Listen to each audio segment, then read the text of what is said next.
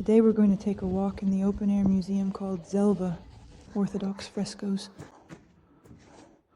We climbed around in those places, even though there were signs telling us not to. What's over there? The city is beautiful. I'm just thrilled. Olga Land. Yachts, transfers, excursions, group and individual. Everything you were looking for in Antalya. Subscribe, it's that comfortable. Our tourists are also about to go down the mountain from the window. Our private transfer service can not only bring you to Cappadocia, but also take you around all the local surroundings. And of course, we can arrange the iconic hot air balloon rides and various activities like horseback riding and ATV tours.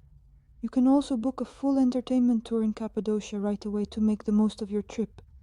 Have you ever been to this magical place before? Have you? No, I haven't been here. We walked around here. We spent some time walking around here. You can actually climb up there despite the signs. We still climbed around those places. All of Cappadocia consists of these kinds of slightly clay or maybe clay-like rocks. And it's very convenient. Of course, it was convenient to make all these caves here. You can carve them out, and at the same time they're like a sponge, warm. Yes. Extremely. Beautiful.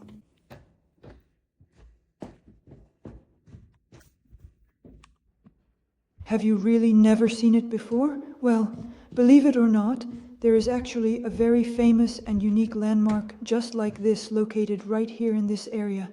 Since you are curious, let's take a much closer look at it together right now to see what makes it so special. These kinds of troughs were doors, troughs for making olive oil. Generally speaking, there are quite a wide variety of different things involved, depending on which specific ones you are looking at. How many years old this is? This warning sign didn't stop that particular individual from entering right in. There. Plus, you can see here that most likely they were turning this. They were pressing something. You can see the black soot here. They were warming themselves with something.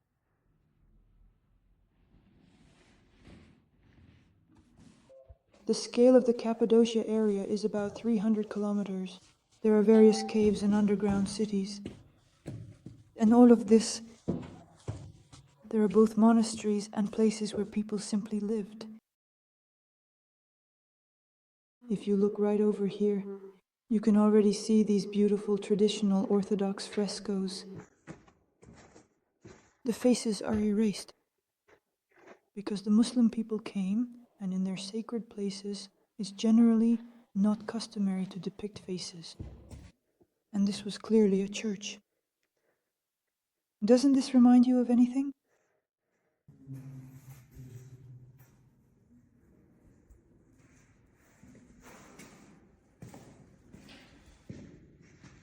Well, apparently, the primary individual would have sat right here in this spot. If you observe these crosses, it is quite interesting to note this area was definitely designed as a seat, specifically constructed so that whoever sits down does not have to touch the surface directly with their body. And such inscriptions, how many thousands of years? I honestly thought this entire area basically ended right here. But no, just look at how incredibly huge this territory actually is. There are just so many hidden caves to explore around here that you can climb into and explore. They're accessible. Well, all right then, let's get moving now.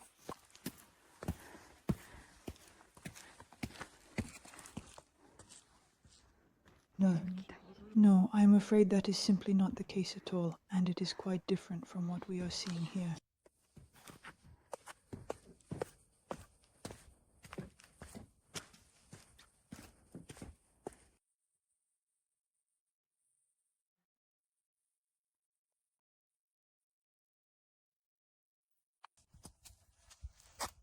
It's beautiful.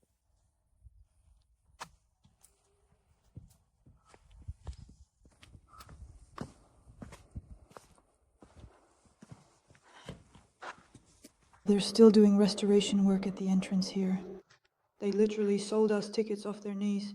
Usually, in places like this, there are audio guides. I highly recommend getting one. And you can get one for 2 or 3 people. You just take out the earphone and listen. Because, of course, you want to know the historical background behind all this beauty.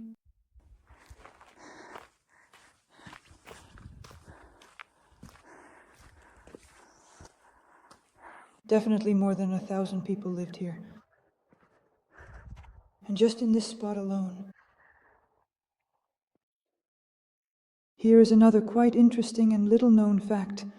These dedicated monks would frequently give alms to other fellow monks. However, they themselves didn't actually do anything else to earn their keep. So, if every single bit of this vast land and wealth belonged to the powerful monks who lived here, just try to imagine the sheer volume of food, let's call it a mandatory tax for their daily prayers, that the local people were required to bring to them right here in this very spot. Or was it somehow divided up? Here again we see worn-out frescoes. What's over there? They say it's beautiful. Is that a temple? It looks like an ancient temple. Right there. Yes, once again we're waiting for a temple. Could you please tell me exactly how many of these specific items are there? In total? Temples are there? I don't know. Well, again, this is the most important place.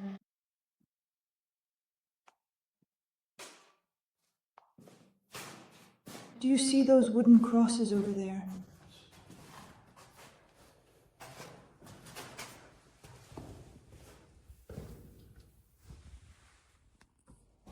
It is absolutely worth coming all the way here, just to see incredible views like these.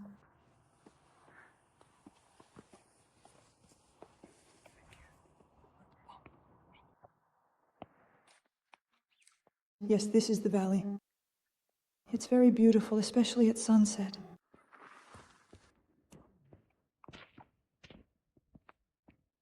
And what's convenient is that it's like this everywhere. Here, the paths are non-slip. Otherwise, we've already had a couple of moments where someone almost fell. And around the bend, another valley opens up to us. In general, the beauty here is just incredible. It's really stunning. See, they built these walls themselves. Yes, frescoes. What? Frescoes. Frescoes.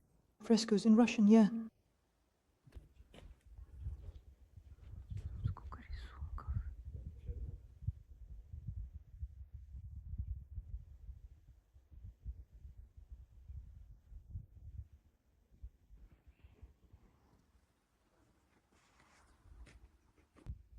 Look, here you can see it very clearly. Here's a kind of riverbed. A sort of channel that closes off the space, the entrance to the stone doors. Our esteemed guests, we brought them here from Antalya. So, how do you like Cappadocia? How was the trip in this kind of car? Honestly, we're just thrilled we filmed everything and shown it all to everyone with you. And today we were already looking forward to just relaxing. So many impressions, especially from the balloon ride. I was congratulated on the balloon. They gave you flowers right on the balloon. Yes, they handed me flowers right on the balloon. That's super romantic. We all Praised her? Yeah, that's wonderful. Just somewhere over there. So we were just waiting to finally lie down and relax. We realized that in fact this was the best decision out of everything. To choose a private tour, not a group one. And with such a car too, we heard so many stories about people who flew in by plane and were late. So this was definitely the best decision. But in general, is it worth going just for one day? Maybe it's better to take more time, like 2 days, right? Well, I think 2 or 3 days is quite reasonable. 2 or 3 days, there's nothing to do in just one day. No, really 2 or 3 days. One day just to fall in love and to want to come back. Yes. Yes. Thank you. We also like to travel in comfort so that we can stroll here, see something there, and not have to rush everywhere. Well, we definitely need to go back to the underground city. Well, that's it. That's for sure. Olga Land. Yachts, transfers, excursions, group and individual. Everything you were looking for in Antalya. Subscribe.